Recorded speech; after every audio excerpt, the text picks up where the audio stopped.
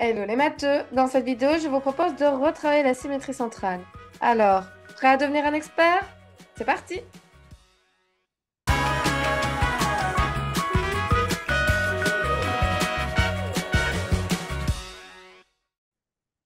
Et c'est parti pour aborder la symétrie centrale. Commençons par réaliser la carte d'identité de la symétrie centrale. Tout d'abord, quel est le type de transformation du plan? La symétrie centrale fait partie de la grande famille des isométries.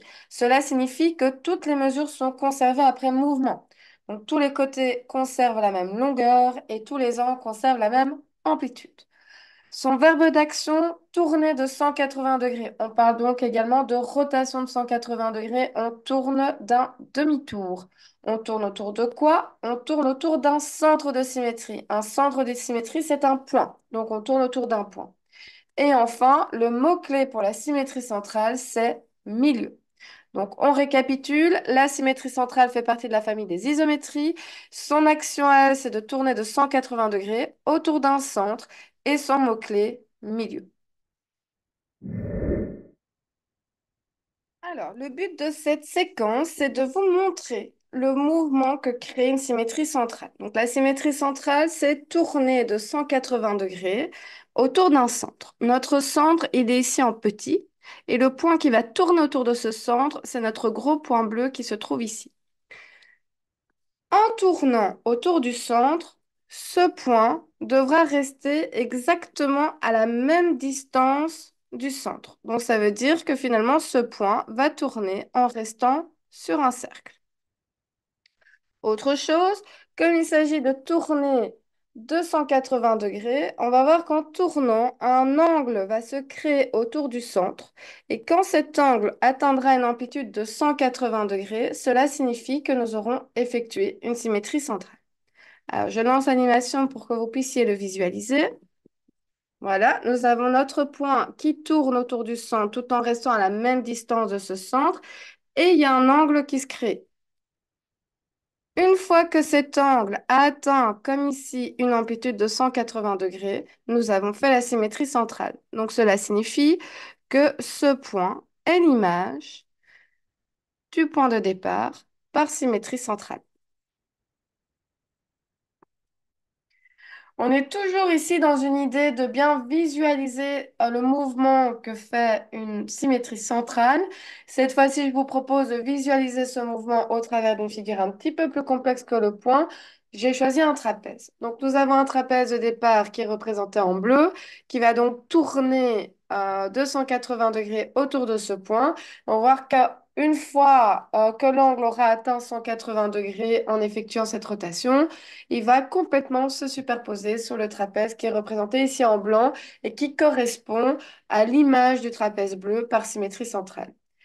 Alors, je lance l'animation pour que vous voyez bien le mouvement. On voit bien ce trapèze qui tourne tout en restant à même distance du centre, ça c'est important.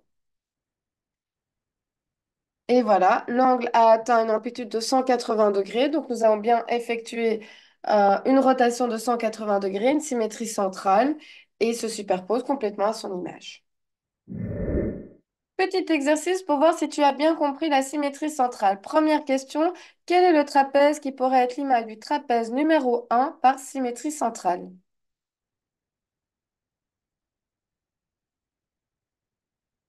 Il s'agit du trapèze numéro 7. Deuxième question, quel est le trapèze qui pourrait être l'image du trapèze 2 par symétrie centrale? Il s'agit du trapèze numéro 8. Je nous propose maintenant d'aborder les constructions. Et commençons par revoir comment construire l'image d'une figure par symétrie centrale. J'ai au départ une figure, ici ce sera un trapèze, ainsi que le centre de symétrie. Ensuite, du point de vue des instruments de mesure, j'ai besoin d'une équerre. Alors ici j'ai pris un trapèze. Un trapèze est constitué de 4 sommets. Je vais donc construire l'image de chacun de ces 4 sommets par la symétrie centrale.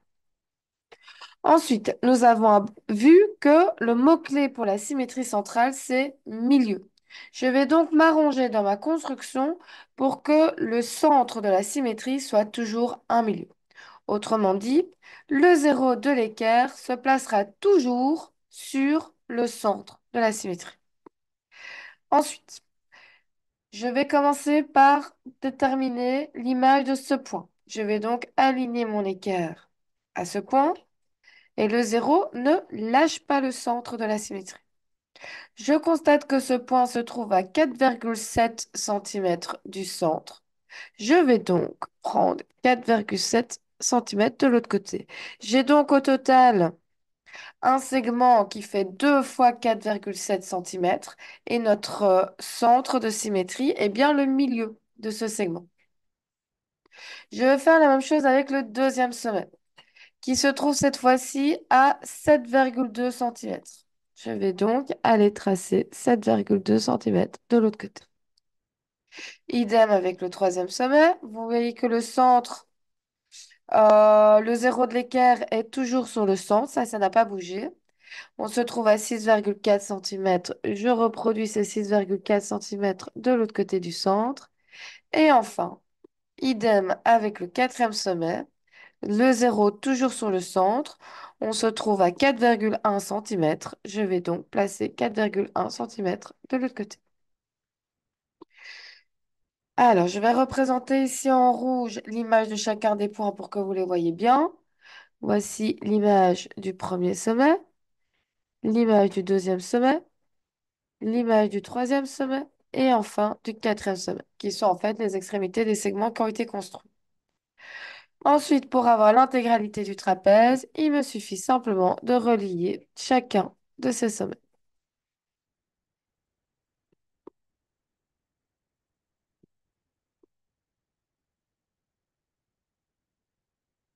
Et voilà, si j'efface ces constructions, nous avons construit l'image de ce trapèze par symétrie centrale.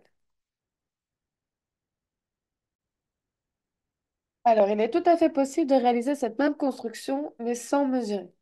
Donc, si vous ne vous sentez pas vraiment à l'aise dans les mesures, que vous avez peur de vous tromper, vous pouvez utiliser le compas, simplement pour reporter des longueurs. Alors, comment faire? Le début reste fort semblable. On commence avec son équerre.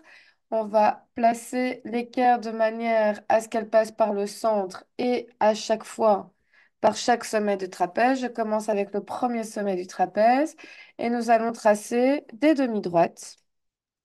Donc, sans spécialement avoir de mesure, mais des demi-droites qui démarrent de chaque sommet du trapèze et qui passent par le centre de la symétrie. Hein, je fais la même chose avec le troisième sommet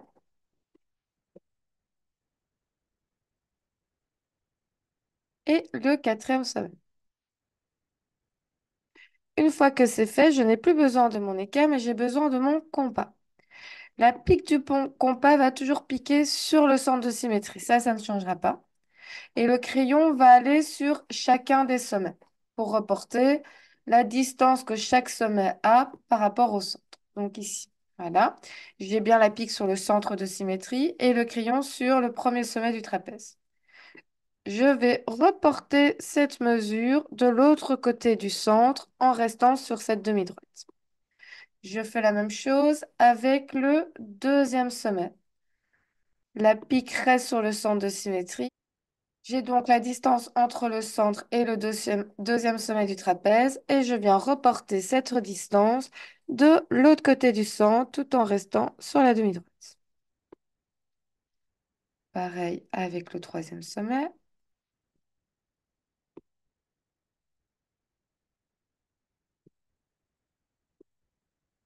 Et enfin, le quatrième sommet.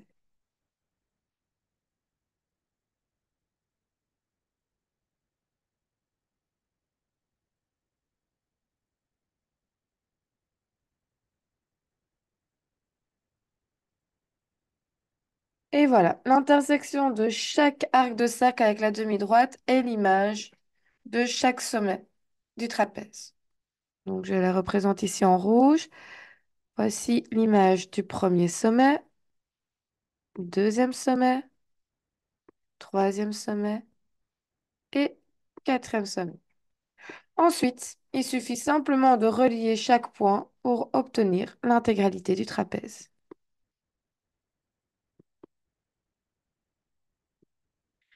Et voilà, si j'efface les constructions, nous avons construit l'image du trapèze par symétrie centrale.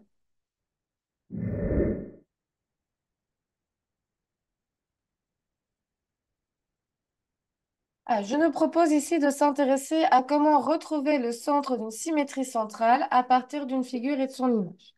Donc ici, j'ai un trapèze de départ qui se trouve ici, ainsi que son image par symétrie centrale qui se retrouve ici. Mais je n'ai pas le centre de cette symétrie centrale. C'est justement l'objectif, pouvoir retrouver ce centre. Il y a deux manières d'y parvenir. La première va se baser uniquement sur le mot-clé de la symétrie centrale, c'est-à-dire milieu. Retrouver un centre de symétrie revient à retrouver un milieu. Alors, comment procéder? Je vais prendre une équerre et je vais relier un point avec son image. Je vais choisir ce point-ci que je vais relier avec son image qui se trouve ici.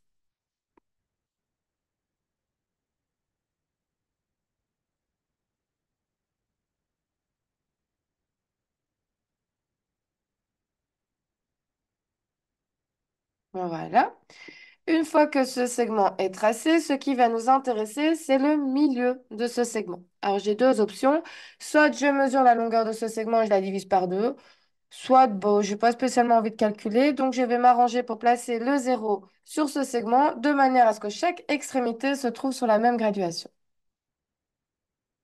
Hop, voilà. Ici, cette extrémité se trouve à 4 cm, cette extrémité se trouve également à 4 cm. Cela signifie que le zéro de mon équerre se retrouve sur le milieu de ce segment. Milieu que je vais représenter ici en rouge pour que vous le voyez bien. Ce milieu, tracé en rouge, correspond au centre de la symétrie centrale qui envoie ce trapèze sur l'autre trapèze.